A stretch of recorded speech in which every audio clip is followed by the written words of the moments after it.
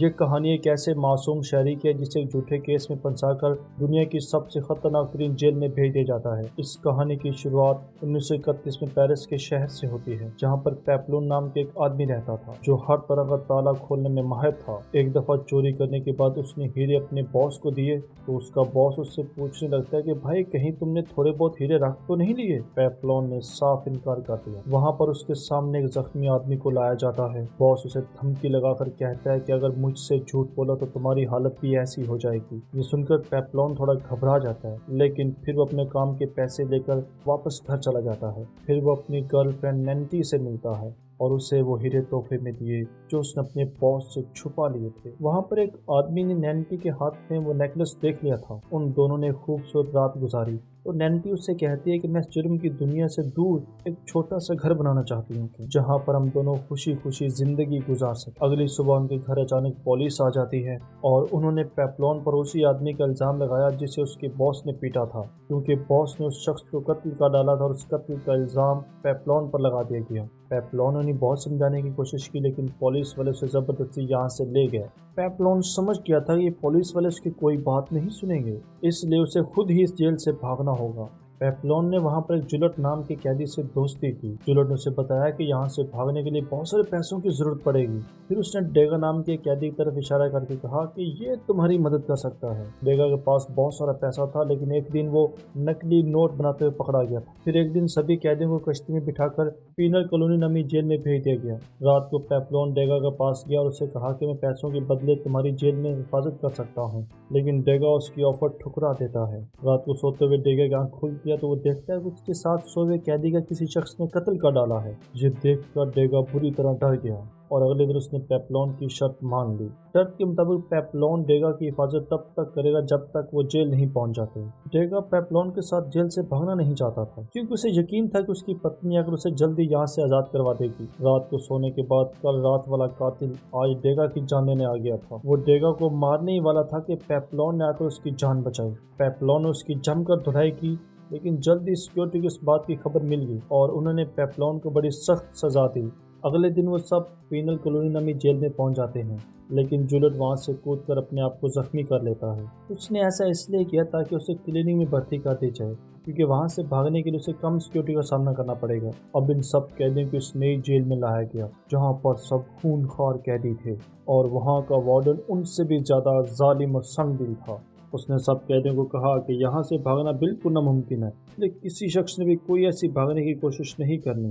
اگر کسی نے بھاگنے کی کوشش کی تو اسے 2 سال کالا پانی کی سزا ملے گی اور اگر اس نے دوبارہ پھر بھاگنے کی کوشش کی تو 3 سال مزید، اور اگر کوئی تیسری دفعہ کوشش کرتے ہوئے پکڑا گیا تو اسے ڈیولز آئی لینڈ نام کے ایک جیل میں بھیج دیا جائے گا جہاں رہ کر ہر انسان پاگل ہو جاتا ہے، اور اگر کسی نے قتل کیا تو اس کا سر سب کے سامنے کاٹ دیا جائے گا۔ اس کے بعد سب قیدیوں کو وہاں پر پتھر اٹھانے کا کام ملتا ہے۔ کچھ دنوں کے بعد پیپلون کی ملاقات ایک کشتی والے سے ہوتی ہے۔ پیپلون نے اسے کشتی کے بدلے میں ڈھیر سارا پیسہ دینے کا وعدہ کیا اور وہ کشتی والا مان جاتا ہے۔ وہ اسے اگلی رات کنارے پر ملنے کا کہتا ہے۔ وہاں پر ایک خون خوار قیدی کو اس پلان کی خبر لگ جاتی ہے اور وہ پیسوں کے لیے ڈیگا پر اٹیک کر دیتا ہے اور اس بار بھی پیپلون نے ڈیگا کی جان بچائی۔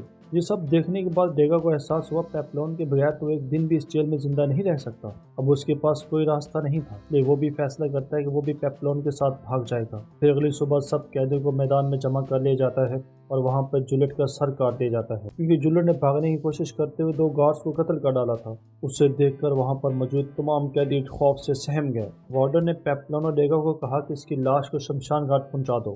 راستے میں اچانک ڈیگا الٹیاں کرنے لگا کیونکہ اس نے آج تک کوئی لاش دیکھی نہیں تھی نا۔ پیپلون اسے بہت سمجھانے کی کوشش کی لیکن وہ نہیں سمجھ سکا۔ تب وہاں پر ایک گارڈ آیا، اس نے ڈیگا کو لاش اٹھانے کا کہا لیکن ڈیگا نہیں مانا تو وہ ڈیگا پر کوڑے برسانے لگا۔ پیپلون سے یہ سب دیکھا نہیں جاتا تو وہ ایک پتھر اٹھا کر اس گارڈ کے سر پہ مارتا ہے جس سے وہ گارڈ مر جاتا ہے اور پیپلون یہاں سے بھاگ جاتا ہے، لیکن بیچارہ ڈیگا یہاں پر ڈر کے مارے ہل بھی نہیں پایا۔ پیپلون جب کشتی والے سے ندی کنارے جا کر ملتا ہے اور اس سے کشتی مانگتا ہے تو کشتی والا بڑے زور زور سے ہنستا ہے۔ پیپلون جب مڑ کر دیکھتا ہے تو وہ دیکھتا ہے کہ گارڈز نے اس کو چاروں طرف سے گھیر لیا تھا तब ये बात यहाँ होती है कि बोट वाला आदमी ही वार्डन को भागने वाले लोगों की खबर देता है, जिसके बदले में उसे काफी सारे पैसे मिलते थे। दो पुलिस वाले पेप्लॉन को पकड़कर वापस ले आते हैं। वहाँ पर वार्डन उसे कहता है कि जिस पुलिस वाले को तुमने पत्थर मारा था वो जिंदा बच गया है, इसलिए तुम्हें मौत की सजा तो नहीं हो सकती, लेकिन भागने की वजह से अब तुम्हें काला पानी की सजा मिलेगी 2 साल के लिए। जब पेप्लॉन वहाँ पहुंचा तो वहाँ का माहौल देखकर उसकी रूह कांप जाती है। पिछली जेल में तमाम कैदी आपस में मिलकर बैठकर बातें कर सकते थे, लेकिन यहाँ पर उसे कमरे के अंदर बंद रहना होगा, वो भी तन्हा और अकेले। इस जेल में आप बोल तक नहीं सकते थे, यहाँ तक कि आप खुद से भी बात नहीं कर सकते थे। उसे खाने के नाम पर एक बेकार सा सूप मिलता था। एक दिन अचानक उसे खाने में एक नारियल मिलता है और उसमें कागज का एक टुकड़ा भी होता है, पर लिखा हुआ था कि आज के बाद तुम्हें रोज नारियल मिला करेगा। पेप्लॉन समझ गया कि जरूर डेगा की तरफ से होगा। इस तरह कुछ हफ्ते बीत गया, लेकिन जल्द ही वार्डन को खबर लग जाती है और उसने गुस्से में उस गार्ड को मार डाला जो पेप्लॉन को खाना देने जाता था। इसके बाद वो पेप्लॉन से पूछता है कि इसके पीछे किसका हाथ है। पेप्लॉन उसे कोई जवाब नहीं देता। तब वार्डन गुस्से में कहता है कि आज के बाद तुम्हें आधा कटोरा सूप का मिलेगा। खाने की कमी की वजह से पेप्लॉन सूख कर कांटा हो रहा था। एक दिन वार्डन उसके लिए बड़ा अच्छा खाना लेकर आता है और उससे नारियल भेजने वाले का नाम पूछता है, लेकिन इस बार भी पेप्लॉन मुंह नहीं खोलता। के बाद वार्डन गुस्से में आकर कहता है कि बाकी की सजा तुम अंधेरे में काटोगे। पेप्लॉन की हालत बहुत खराब हो चुकी थी, ना तो उसे ढंग का खाना मिल रहा था, ना वो किसी से बात कर सकता था, और अब उससे धूप की नेमत भी छीन ली गई।